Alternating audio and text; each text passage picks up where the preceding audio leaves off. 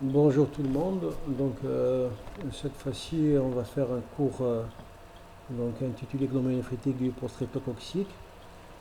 Euh, Actuellement, on en voit de moins en moins. Néanmoins, je pense à mon sens, l'intérêt de ce cours-là, c'est pas seulement de parler de glomérulonéphrites aiguë post-infectieuse, mais de parler des glomérulonéphrites de manière générale. Euh, En effet, certains diagnostics différentiels de la glomérulonéphrite aiguë post-infectieuse persiste encore et qu'on va voir après en détail. Donc l'objectif de ce cours-là, c'est de savoir reconnaître une glomérulonéphrie post-infectieuse et d'éliminer bien évidemment certains diagnostics différentiels. En effet, la glomérulonéphrie aiguë post-infectieuse est un diagnostic provisoire ou transitoire. On doit toujours l'évoquer, mais avec des réserves. Deuxième objectif, c'est bien évidemment de la prise en charge, surtout la phase initiale, comment prendre en charge une infectée aiguë post-infectieuse. Troisième élément, c'est de parler du pronostic et de l'évolution en cours. En effet, le pronostic de la GNA post-infection au long cours reste bon. Voilà. Comme introduction, les infectées aiguës aiguës, de manière générale, sont définies par l'apparition de lésions inflammatoires non suppuratives dans les glomérules rénaux sous l'action de divers mécanismes immunopathologiques. Ça sous-entend que ce n'est pas une maladie infectieuse, mais plutôt post-infectieuse. Donc la GN est une maladie caractérisée par la survenue brutale 1 à 3 semaines après un épisode infectieux d'un syndrome œdémateux, d'une hématurie souvent macroscopique, d'une protéinurie. Ces signes sont le plus souvent associés à une hypertension artérielle, à une diminution de la fonction glomérulaire pouvant entraîner une oligoanéurique. C'est ce qu'on appelle le syndrome néphritique aigu. Et si vous remarquez, ces symptômes-là ressemblent étrangement à ce qu'on appelle les signes d'impureté ou les facteurs de risque au cours du syndrome néphrotique. C'est pour vous dire qu'un syndrome néphrotique peut être associé à un syndrome néphritique, particulièrement avec certaines pathologies. L'intérêt est également d'ordre évolutif. En effet, l'évolution immédiate le pronostic vital peut être mis en jeu, notamment avec le risque d'HTA et puis risque d'œdème cérébral. C'est ça le risque majeur, l'HTA et toutes ces complications cardiaques, ophtalmologiques, cérébrales. Et puis néanmoins, l'évolution en cours ou lointaine, généralement, elle est bonne. Alors pour ce qui est de l'étiologie, donc c'est souvent un streptocoque bêta-hémolydhique du groupe A dans 80% des cas. Le risque dépend du sérotype du streptocoque, mais également du foyer infectieux. Toutes les souches ne sont pas concernées, il n'y a que des souches néphritogènes, notamment le sérotype A. Le foyer infectieux, c'est souvent ORL et cutané, parfois une scarlatine ou même des lésions ou même des caries dentaires. Les autres germes, ça peut être des bactéries, des virus et des parasites. Parmi les bactéries, on peut citer le pneumocoque, le staphylocoque, ça peut être un mycoplasme, un bacille négatif ou autre. Pour ce qui est des virus, ça peut être des hépatites, des hépatites A ou B ou autre, ça peut être un CMV, un BBV ou autre. Alors le plus souvent sporadique, mais on peut avoir des petites épidémies, notamment au milieu scolaire. Donc on a pratiquement deux zones ou deux régions dans le monde. Au niveau des régions tempérées, c'est beaucoup plus l'hiver et après une infection ORL. Dans les régions du tropique au tropical, c'est beaucoup plus les saisons chaudes et après une infection cutanée. Après l'âge, c'est généralement c'est généralement entre 2 et 12 ans. Et dans notre pays, c'est beaucoup plus les enfants d'âge scolaire. Et c'est rare avant l'âge de 2 ans et après l'âge de 40 ans. Le sexe ratio, ça touche beaucoup plus les garçons. La pathogénie, la preuve que ce n'est pas infectieux, mais c'est immunologique, avec un dépôt de complexes antigènes, anticorps, c'est le délai entre l'infection et les symptômes. Ça veut dire qu'on fait une infection plusieurs jours ou plusieurs semaines avant, et puis quelques jours, et puis après, on fait les symptômes du gène. Ça sous-entend que ce n'est pas infectieux, c'est post-infectieux. Et puis l'atteinte simultanée des deux reins, ce n'est pas une infection urinaire, ce n'est pas une atteinte du rein. Et puis la diminution transitoire du complément qui fait qu'il y a il y a constitution d'antigènes, anticorps, avec fixation du complément. Et puis des arguments d'ordre morphologique, c'est la présence au niveau du versant épithélial de la membrane basale de ce qu'on appelle les humps, ou en motte, c'est des dépôts en motte, qui sont constitués d'IgG et de compléments de type 3. Voilà. Il a été ainsi prouvé que les antigènes de la membrane streptococcique avaient une ressemblance avec la membrane basale du glomérule. Ainsi, les anticorps fabriqués par l'organisme, qui peuvent se fixer sur la protéine M de la membrane, plutôt de la paroi du streptocoque, mais également, vu qu'il y a une ressemblance entre cette paroi-là du streptocoque, cette protéine M du streptocoque et la membrane basale du glomérule. Donc ces anticorps, ces mêmes anticorps peuvent se fixer sur le streptocoque, mais également sur la membrane basale, avec fixation et consommation du complément. Et c'est ça tout le primum movens de la physiopathologie de la GNA. Alors, un mot d'anatomopathologie, donc tous les glomérulus sont volumineux, hypercellulaires, avec présence de beaucoup de cellules, de cellules mésangiales, de cellules monocytes, des polynucléaires, des macrophages. Toute cette hypercellularité va au final participer à l'obstruction des lumières capillaires, et c'est ça toute la problématique, et c'est ce qui explique tous les symptômes de la GN. Et puis, encore une fois, la lésion la plus caractéristique, c'est la présence au niveau du versant épithélial en l'espace de Bowman de ces fameux humps, et qui sont entre autres à l'origine de cette obstruction. Voilà. Il faut savoir que ces humps vont se disparaître rapidement, après 8 semaines plus tôt, sont laissés de séquelles. Alors, la physiopathie, c'est extrêmement important. En effet, la clinique et la prise en charge va découler de la physiopathologie. Donc, cet aspect prolifératif constaté aboutit à une obstruction des capillaires, c'est-à-dire cette hypercellularité, ces humps vont boucher, si vous voulez, les capillaires des glomérules, et la conséquence finale, c'est la rétention hydrosodée, et son corollaire ou ses conséquences, s'il y a une rétention hydrosodée, tout simplement, on va avoir de l'HTA, des ensénales, de l'olivierre. Alors, pour ce qui est de la clinique, donc, on revient vers la physiopathe, donc on va avoir de l'HTA, on va avoir des aisance rénale, on va avoir de l'HTA et ses complications cardiaques, l'HTA et ses complications neurologiques, HTA avec ses complications ophtalmologiques, l'aisance rénale avec ses complications ioniques, l'oligoanurie, les œdèmes.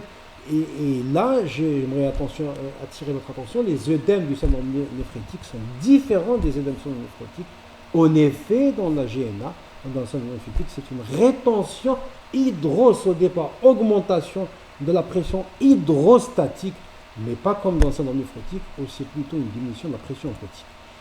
Alors, la clinique est toujours dans le type de description sur une forme classique, parce qu'il y a beaucoup de formes qu'on verra après. La forme classique, donc il y a une période de latence de 7 à 15 jours. C'est une infection ORL. Cet intervalle-là est plus long lorsque c'est une infection cutanée. Donc on peut avoir un œdème du visage, une hématurie macroscopique, ce qu'on appelle l'aspect de bouillon sale. On peut avoir un néphrétique complet de 40% des cas. Donc hématurie, protéinurie, HTA, aisance rénale, œdème, oligoanurie, c'est ça le tableau typique. Après, on a des formes asymptomatiques qui peuvent exister dans 50%. Voilà, l'aspect que vous voyez à droite, c'est l'aspect tout à fait normal, et ça, c'est l'aspect sélecto, rouge sélecto. Voilà. Autres symptômes, on peut avoir de la fatigue, de malaise, des douleurs lombaires, anorexie, des vomissements. On peut avoir même des complications carrément révélatrices, donc un enfant qui va carrément présenter des convulsions d'emblée, ou carrément un nom à peine du poumon dans le cadre d'une défaillance cardiaque. Alors, parmi les signes biologiques, on a des signes urinaires, donc, et puis il y a également un bilan sanguin, mais sur le plan urinaire, il y a 3 manifestations principales. Vous avez l'hématurie, la protéinurie et un hémogramme urinaire. Alors, pour ce qui est d'hématurie, elle est constante, souvent macroscopique, avec un compte d'indice supérieur à 5000 hématies par minute, avec présence de cylindres hyalins et granuleux, qui témoignent de l'origine glomérulaire de cette hématurie. L'hématurie n'est pas spécifique glomérulaire, elle peut être vésicale, mais là, la présence cylindrienne témoin du caractère glomérular. On peut avoir une protéinurie qui est constante, néanmoins elle est d'importance variable. On peut même avoir carrément un tableau de syndrome néphrotique associé. L'ionogramme urinaire, donc on peut avoir une natriurèse, donc la natriurèse est diminuée parce que bien évidemment c'est une rétention hydrosodée.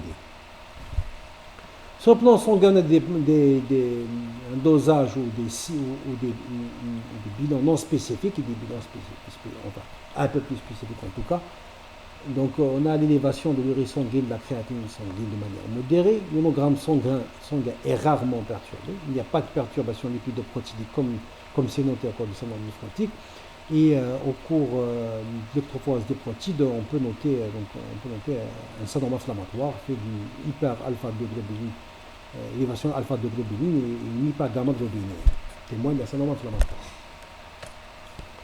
Les examens immunologiques sont un peu plus spécifiques. En effet, on peut avoir deux anomalies principales. C'est la preuve de l'infection. Et puis la deuxième, c'est le dosage de la fraction C3 du complément, qui est la preuve de ce phénomène immunologique avec présence d'anticorps antigènes.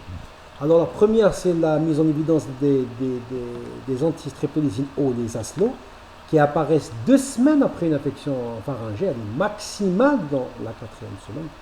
Après, elles se normalisent doucement. Ça, c'est pour des infections ORL. Maintenant, si les ASLO sont négatifs, il faut les refaire 2 semaines après, parce qu'on peut avoir un retard de l'élévation. L'immunologie, elle fait toujours du retard par rapport à la clinique.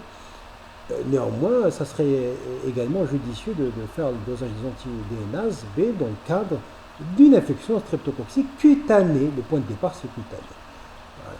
Alors, dosage de la fraction C3 du complément, donc, elle va être basse dans la gêne streptococcique. Elle ne peut pas être normale. En tout cas, c'est normal.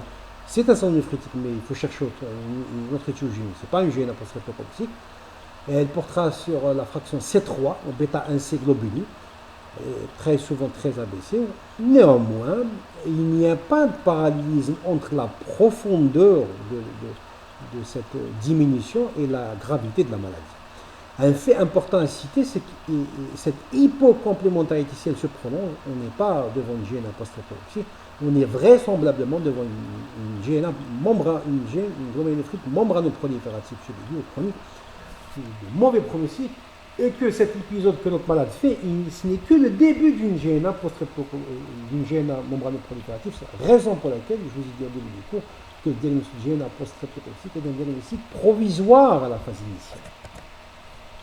Alors, examen bactériologique visant streptocoque sur prélèvement de gorge, néanmoins c'est rarement positif. On peut avoir une anémie inflammatoire, une hyperleucocytose, une petite élévation de la vitesse de sédimentation. Alors les formes cliniques, il y a des formes compliquées, donc ces formes peuvent être inaugurales, donc on peut avoir un tableau carrément d'encéphalopathie hypertensive, un accident vasculaire cérébral, on peut avoir un OAP, donc dans une cas d'une insuffisance cardiaque, donc on peut avoir carrément une anémie, parfois mortelle par insuffisance rénale, et son corollaire de troubles ioniques, d'hypercalémie, de rétention sodée, etc. On a également des formes sans hématurie ni protéines. On peut avoir des formes frustes également, des formes asymptomatiques, et la maladie peut passer carrément inaperçue. Donc on peut avoir juste des petites anomalies urinaires, et ça, généralement, on les découvre dans l'entourage d'un enfant connu, enfin hospitalisé pour GNA post-streptococcique. Là, on fait un petit peu ça, si vous voulez, dans l'entourage à l'école de l'enfant, et là, on peut mettre en évidence une bondette urinaire qui montre l'hématurie, témoigne d'une forme asymptomatique ou monosymptomatique ou polysymptomatique. On peut avoir des formes chez le nourrisson. C'est rare, donc en tout cas, il faudrait se poser la question est-ce qu'il y a vraiment une gêne post-infectieuse ou aussi une glomérulonéphrie autre, donc membranoproliférative ou autre, ou extramembranaire ou autre. En Algérie, l'âge de prédilection, c'est l'âge scolaire. Alors, comment faire le diagnostic d'une GNA post-infectieuse? Il se base sur l'enquête étiologique avec les données anamnésiques. On recherche toujours ce qu'il y a à l'enfant, il a fait une infection ou pas, une angine, une infection cutanée ou autre. Les données cliniques, donc c'est ce que je vous ai cité tout à l'heure, donc un syndrome œdémateux, une hypertension artérielle, une oligurie, les données biologiques donc, qui peuvent être soit urinaires, Donc hématurie, protéinurie, je vous ai dit, la protéinurie peut être d'importance variable. Et du point de vue immunologique, ce sont ces fameux ASLO et la diminution du complément qui est constante. On ne peut pas avoir une gêne streptococcique avec un taux de complément normal. Qu'est-ce qui prête à confusion avec une gêne post-infectieuse? Ce sont bien évidemment toutes les glomérulonéphrites chroniques. Et c'est ce que je ne cesse de répéter parce qu'en fait, dans ce cours-là, c'est un objectif principal. Pour ça, je m'obstine à le dire. La GNA est un diagnostic, GNA post-infectieuse, est un diagnostic provisoire. Voilà, j'insiste. Et puis, il y a d'autres maladies qui peuvent ressembler point par point avec une GNA post-infectieuse. Alors, quelles sont ces maladies-là? Ces maladies de Berger, par exemple, c'est un tableau d'hématurie macroscopique récidivante et qui, étrangement, survient à chaque fois que l'enfant fait une angine. Donc, ça ressemble énormément. Néanmoins, un fait important, c'est que la fraction C3 du complément, elle est normale. Et les IgA sériques sont augmentés. Ce n'est pas comme dans la GNA post-infectieuse. Le diagnostic est établi par la biopsie rénale qui va nous montrer une néphropathie IgR. Le syndrome d'Alport est souvent une notion de surdité familiale avec une transmission sur le mode autodominante. Le diagnostic se fait par la biopsie rénale. Le purpura rhumatoïde, donc c'est également une vascularite, donc quand même assez fréquente en tout cas en Algérie. Donc il associe carrément 4 signes, ça peut être plus. Donc un purpura vasculaire, caractérisé par son siège, parce que ça touche les parties inférieures, les parties déclives plutôt, les signes articulaires, donc un type d'arthralgie ou d'arthrite de grosses articulations, les signes abdominaux à type douleur abdominale qui peut même aller vers l'invagination intestinale, les péritonites, les saignements, méléna, etc. Une atteinte rénale, notamment les syndromes néphrétiques qui se manifestent par une hématurie, une protéinurie. Cette protéinurie peut être même carrément néphrotique. Voilà. Le lupus érythémateux disséminé, donc l'atteinte rénale est très rare, néanmoins elle est un petit peu compliquée à traiter, c'est une néphropathie IgR. Donc le pronostic est loin d'être bon par rapport à une GNA post-infection. Alors, dernier chapitre qui est très important, c'est le traitement. Comment traiter une GNA post-infectieuse? Il repose principalement sur une mesure symptomatique, il n'y a pas de traitement étiologique. Donc, les mesures générales, vous avez un régime désodé strict. Donc, vous savez bien que c'est une restriction hydrosodée, donc ça sous-entend qu'il faut réduire les apports en sodium. Repos au lit, c'est clair, parce qu'il y a de l'HTA. Contrairement au syndrome néphrotique où l'enfant doit bouger. Parce qu'il a des facteurs extrêmement emboliques. Là, c'est un enfant qui doit se reposer tant que l'HTA persiste. Et puis limiter les apports liquidiens, la fameuse règle de la DURS par 24 heures, puis 500 cc par mètre carré par 24 heures. Ça veut dire qu'on donne ce qu'il est l'urine plus les 500 cc de pertes insensées, qui sont constantes. Par la sueur, les sels, etc. Alors, favoriser la déplétion hydrosodée. Le traitement de choix, c'est les diurétiques. Donc, la dose, c'est 1 demi-gramme par kilo par dose en IV, qu'on peut répéter sur un rythme de 2 à 3, toutes les 2 à 3 heures d'intervalle. Mais il ne faut pas dépasser 10 mg par kilo par 20 heures. En tout cas, on n'est pas efficace, on n'est pas plus efficace si on atteint les 10 mg. Alors, le traitement hypotenseur, c'est de l'oxène, donc la voie IV. C'est de la nicardipine, donc la molécule là c'est la nicardipine. La dose de charge dans le cadre de l'urgence, donc ma doit être en réanimation, est scopée, est surveillée, monitorée, et on met de la nicardipine à une dose de 10 à 20 microgrammes par kilo en IV en 10 minutes. Après, on passe à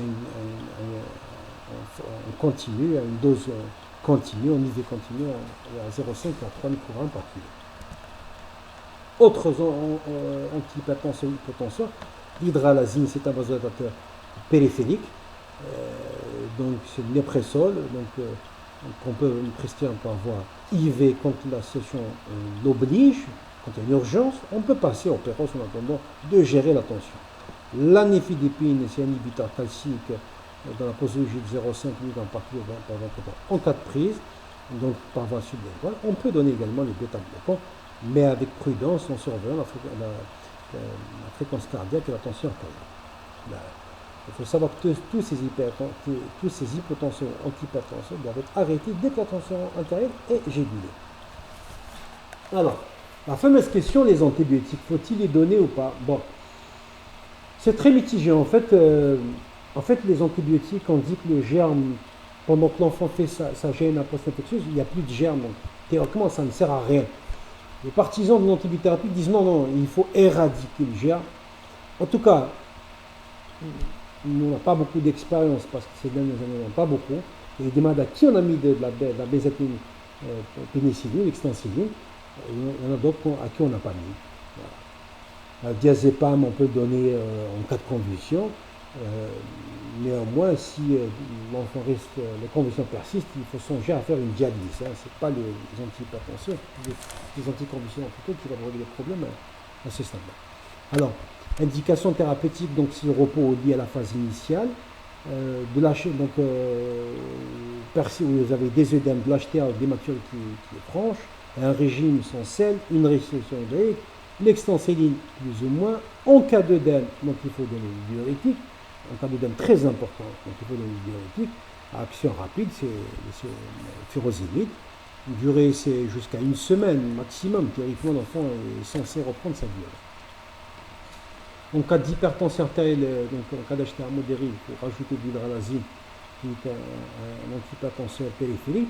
On a nicardéquine, en cas d'HTA menaçante, il faut taper fort, il faut aller par voie IV à la dose qu'on a déjà citée tout à l'heure.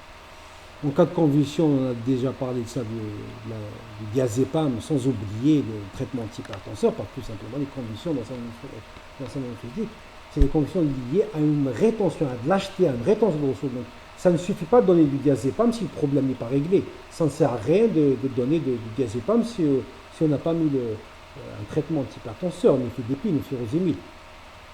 Après, en cas de non-amélioration de l'HTA, elle est sévère, il faut aller carrément vers la dialyse hémodialyse ou carrément, ou si on ne peut pas, dialyse péritonéale. Alors, surveillance. Pendant qu'on a mis tout ce traitement-là, donc il faut surveiller l'enfant, cliniquement, le poids, les constantes vitales, la tension artérielle, la diurèse, l'abstix des urines tous les jours, protéinurie hématurie, vitesse sédimentation, donc protéinurie de 24 une fois par semaine, la fonction rénale une fois par semaine, les aslos le premier jour et le 15e jour, sans oublier, ça c'est clair, c'est impardonnable si vous ne faites pas le C3 du complément, on le fait un mois, puis tous les 3 mois jusqu'à normalisation. En effet, encore une fois je l'ai dit, s'il n'y a pas de normalisation du complément, vous n'êtes pas en phase d'une GNA post-infectieuse.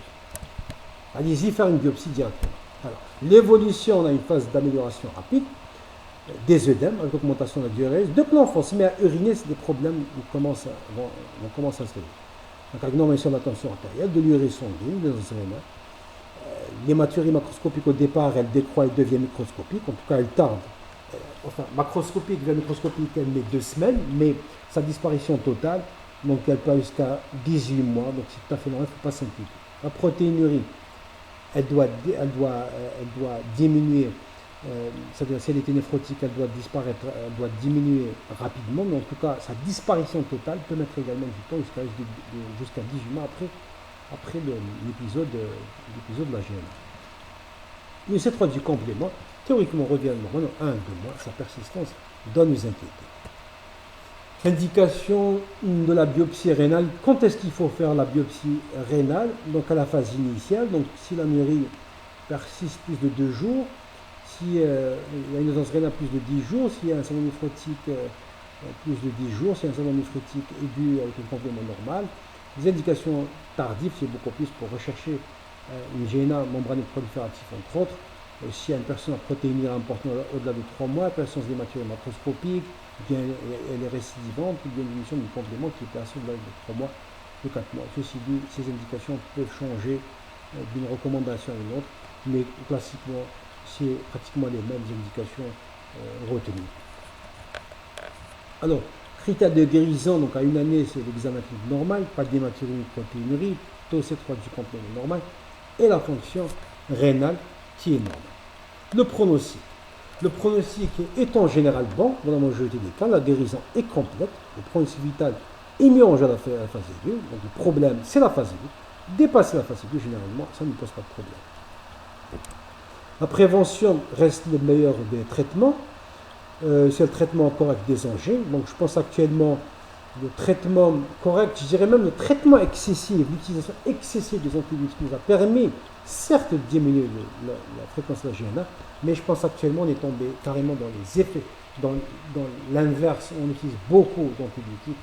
Il va falloir qu'on revoie notre politique d'utilisation des antibiotiques, nous les médecins et les praticiens de santé. Alors, traitement correct, bien évidemment, des infections ORL, traitement des infections cutanées, traitement des caries dentaires, etc. Il faut chercher également des GNA fruits dans l'entourage d'un enfant qui présente une GNA post-infection. Au total, la GNA post-infection, les inflammatoires non opératifs, mécanisme immunologique, pathologie de l'enfant de la 2 ans, 1 à 3 semaines après une infection pharyngée, jusqu'à 1 mois, voire plus en cas d'infection cutanée, on a un syndrome néphritique, le complément est bas, les aslos sont élevés dans les infections ORL ou bien la DNA dans les infections cutanées. Il faut écarter toutes les GNC et les GN atteintes de risque provisoire. La gravité tient compte de l'HTA lorsqu'elle est menaçante, lorsque c'est un stade 2. Le traitement, il est basé sur les mesures générales et symptomatiques. Mesures générales, déplétion de l'eau solide, traitement antihypertenseur, plus ou moins antibiotiques. Voilà. Pronostic à court terme, il est peut-être mis en jeu. Pronostic au long cours, il est bon, sans oublier l'intérêt de la prévention. Conclusion, la GNA est une infection post-infectieuse, le plus souvent post-streptocoque d'évolution bénigne. Néanmoins, le pronostic vital peut être mis en jeu à la phase initiale. Le traitement est axé sur la prévention des infections streptococciques. Et je vous remercie.